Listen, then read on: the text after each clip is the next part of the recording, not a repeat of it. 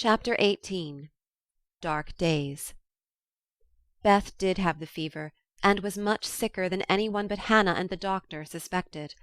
The girls knew nothing about illness, and Mr. Lawrence was not allowed to see her, so Hannah had everything her own way, and busy Dr. Bangs did his best, but left a good deal to the excellent nurse. Meg stayed at home lest she should infect the Kings, and kept house, feeling very anxious and a little guilty when she wrote letters in which no mention was made of Beth's illness.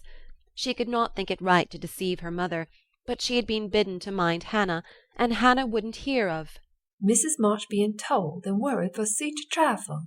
Jo devoted herself to Beth day and night, not a hard task, for Beth was very patient, and bore her pain uncomplainingly as long as she could control herself.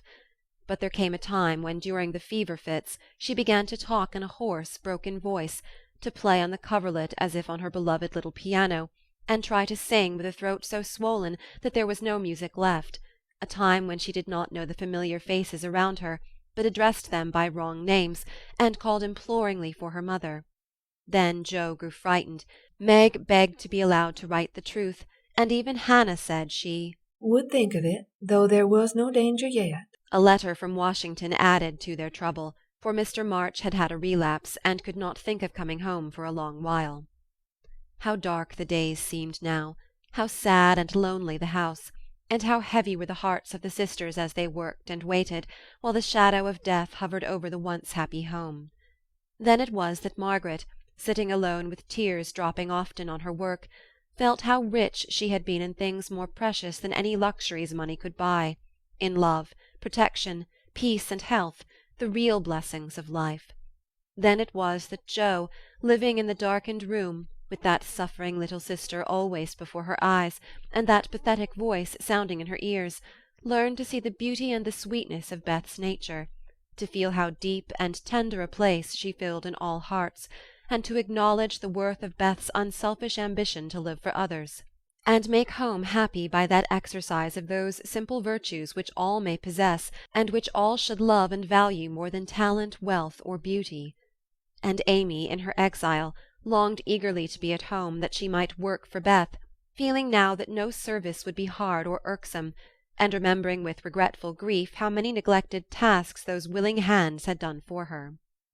Laurie haunted the house like a restless ghost, and Mr. Lawrence locked the grand piano, because he could not bear to be reminded of the young neighbour who used to make the twilight pleasant for him.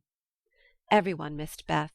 The milkman, baker, grocer, and butcher inquired how she did. Poor Mrs. Hummel came to beg pardon for her thoughtlessness, and to get a shroud for Minna. The neighbours sent all sorts of comforts and good wishes, and even those who knew her best were surprised to find how many friends shy little Beth had made. Meanwhile she lay on her bed with old Joanna at her side, for even in her wanderings she did not forget her forlorn protégée. She longed for her cats, but would not have them brought lest they should get sick, and in her quiet hours she was full of anxiety about Jo. She sent loving messages to Amy, bade them tell her mother that she would write soon, and often begged for pencil and paper to try to say a word, that father might not think she had neglected him. But soon even these intervals of consciousness ended, and she lay hour after hour, tossing to and fro, with incoherent words on her lips, or sank into a heavy sleep which brought her no refreshment. Dr. Bangs came twice a day, Hannah sat up at night, Meg kept a telegram in her desk all ready to send off at any minute, and Jo never stirred from Beth's side. The 1st of December was a wintry day indeed to them, for a bitter wind blew, snow fell fast, and the year seemed getting ready for its death. When Dr. Bangs came that morning, he looked long at Beth, held the hot hand in both his own for a minute, and laid it gently down, saying in a low voice to Hannah, "If Mrs. Marsh can leave her husband, she'd better be sent for." Hannah nodded without speaking, for her lips twitched nervously. Meg dropped down into a chair as the strength seemed to go out of her limbs at the sound of those words, and Jo, standing with a pale face for a minute, ran to the parlour, snatched up the telegram, and throwing on her things rushed out into the storm. She was soon back, and while noiselessly taking off her cloak, Laurie came in with a letter, saying that Mr. March was mending again. Jo read it thankfully, but the heavy weight did not seem lifted off her heart, and her face was so full of misery that Laurie asked quickly, "What is it? Is Beth worse?" "I've sent for Mother." said Joe, tugging at her rubber boots with a tragic expression. Good for you, Joe. Did you do it on your own responsibility? Asked Laurie, as he seated her in the hall chair and took off the rebellious boots, seeing how her hands shook. No, the doctor told us to. Oh, Joe, it's not so bad as that, cried Laurie with a startled face. Yes, it is. She doesn't know us. She doesn't even talk about the flocks of green doves, as she calls the vine leaves on the wall. She doesn't look like my Beth, and there's nobody to help us bear it. Father and mother both gone, and God seems so far away I can't find him.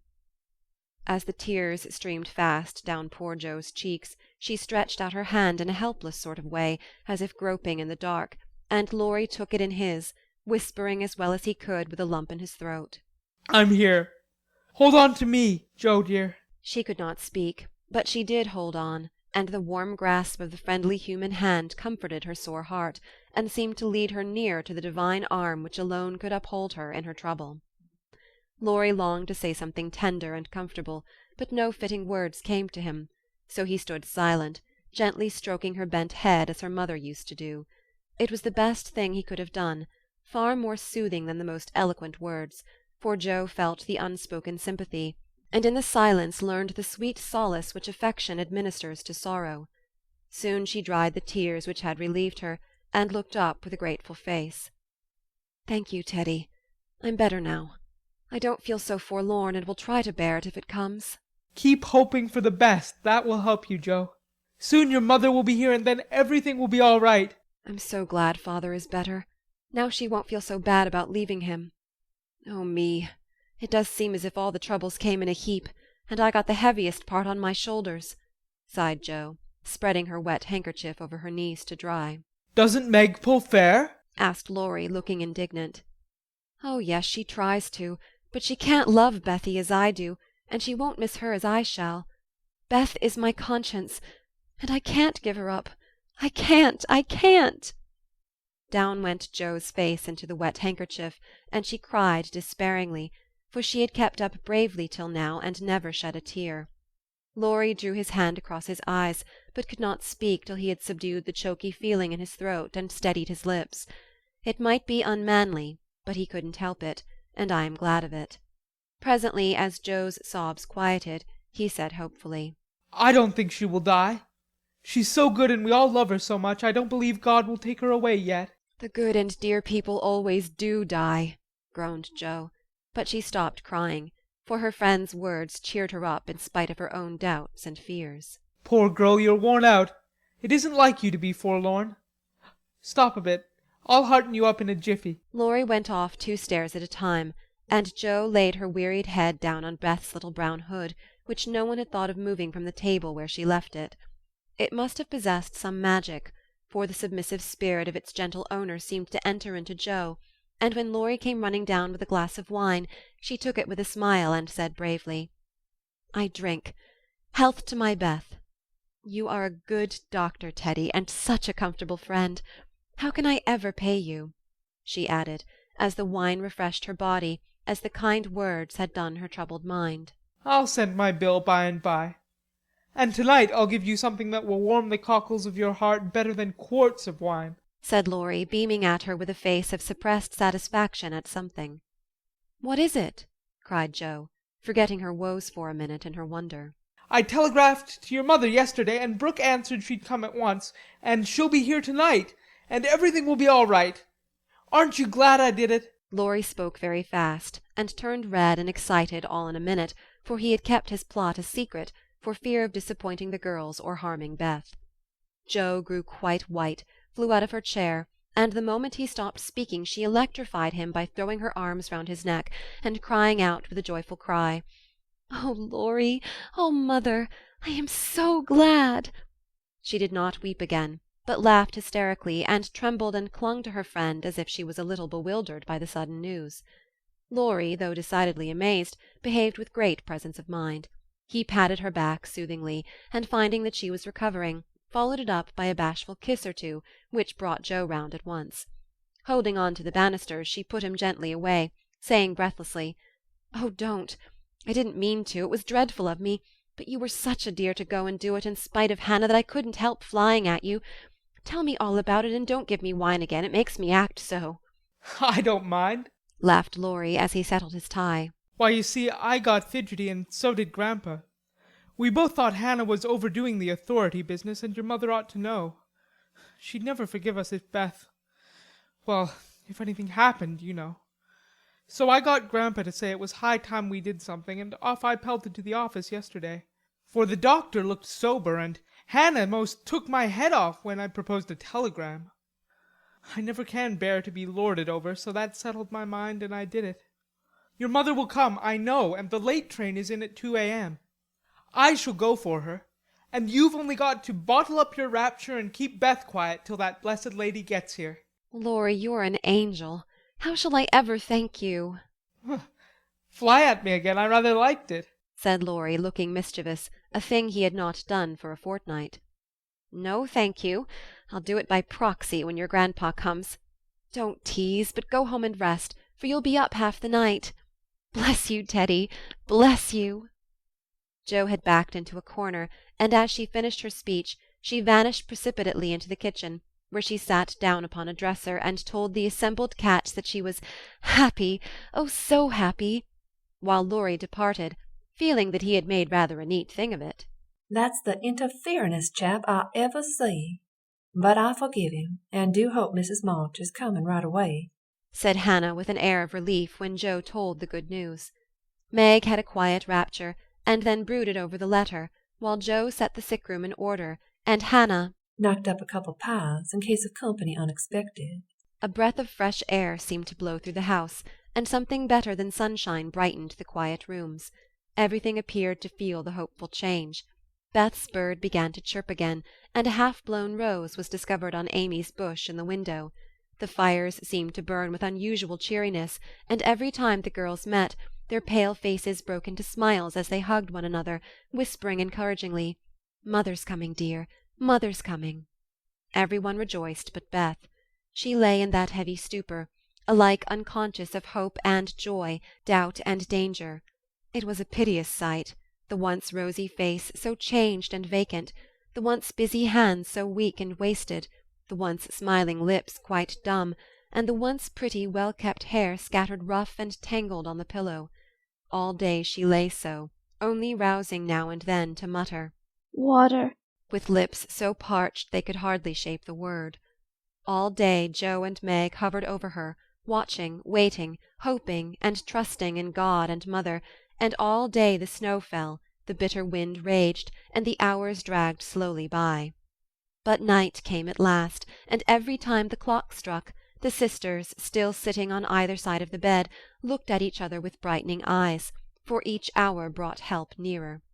The doctor had been in to say that some change, for better or worse, would probably take place about midnight, at which time he would return. Hannah, quite worn out, lay down on the sofa at the bed's foot and fell fast asleep. Mr. Lawrence marched to and fro in the parlour, feeling that he would rather face a rebel battery than Mrs. March's countenance as she entered. Laurie lay on the rug, pretending to rest, but staring into the fire with the thoughtful look which made his black eyes beautifully soft and clear. The girls never forgot that night, for no sleep came to them as they kept their watch, with that dreadful sense of powerlessness which comes to us in hours like those. "If God spares Beth, I never will complain again," whispered Meg earnestly. "If God spares Beth, I'll try to love and serve him all my life," answered Jo with equal fervour. "I wish I had no heart. It aches so," sighed Meg after a pause. "If life is often as hard as this, I don't see how we shall ever get through it," added her sister despondently. Here the clock struck 12, and both forgot themselves in watching Beth, for they fancied a change passed over her wan face. The house was still as death, and nothing but the wailing of the wind broke the deep hush. Weary Hannah slept on, and no one but the sisters saw the pale shadow which seemed to fall upon the little bed. An hour went by, and nothing happened except Laurie's quiet departure for the station. Another hour, still no one came, and anxious fears of delay in the storm, or accidents by the way, or worst of all, a great grief at Washington, haunted the girls. It was past 2, when Jo, who stood at the window thinking how dreary the world looked in its winding sheet of snow, heard a movement by the bed, and turning quickly, saw Meg kneeling before their mother's easy-chair with her face hidden. A dreadful fear passed coldly over Jo as she thought, "Beth is dead, and Meg is afraid to tell me." She was back at her post in an instant, and to her excited eyes a great change seemed to have taken place. The fever flush and the look of pain were gone, and the beloved little face looked so pale and peaceful in its utter repose that Jo felt no desire to weep or to lament. Leaning low over this dearest of her sisters, Jo kissed the damp forehead with her heart on her lips, and softly whispered, "Good-bye, my Beth, good-bye." As if awaked by the stir, Hannah started out of her sleep, hurried to the bed, looked at Beth, felt her hands, listened at her lips, and then, throwing her apron over her head, sat down to rock to and fro, exclaiming under her breath, "The fever's toned. She's sleeping natural. Her skin's damp, and she breathes easy. Praise be given. Oh, my goodness me!" Before the girls could believe the happy truth, the doctor came to confirm it. He was a homely man, but they thought his face quite heavenly when he smiled and said, with a fatherly look at them, Yes, my dears, I think the little girl will pull through this time. Keep the house quiet, let her sleep, and when she wakes, give her—" What they were to give, neither heard, for both crept into the dark hall, and sitting on the stairs held each other close, rejoicing with hearts too full for words. When they went back to be kissed and cuddled by faithful Hannah, they found Beth lying as she used to, with her cheek pillowed on her hand, the dreadful pallor gone, and breathing quietly, as if just fallen asleep. "If mother would only come now," said Jo, as the winter night began to wane. See, said Meg, coming up with a white half-opened rose. I thought this would hardly be ready to lay in Beth's hand tomorrow if she went away from us. But it has blossomed in the night, and now I mean to put it in my vase here, so that when the darling wakes, the first thing she sees will be the little rose and mother's face. Never had the sun risen so beautifully, and never had the world seemed so lovely as it did to the heavy eyes of Meg and Jo as they looked out in the early morning, when their long, sad vigil was done. It looks like a fairy world, said Meg, smiling to herself as she stood behind the curtain, watching the dazzling sight. "Hark!" said Jo, starting to her feet. Yes, there was a sound of bells at the door below, a cry from Hannah, and then Laurie's voice saying in a joyful whisper, "Girls, she's come! She's come!"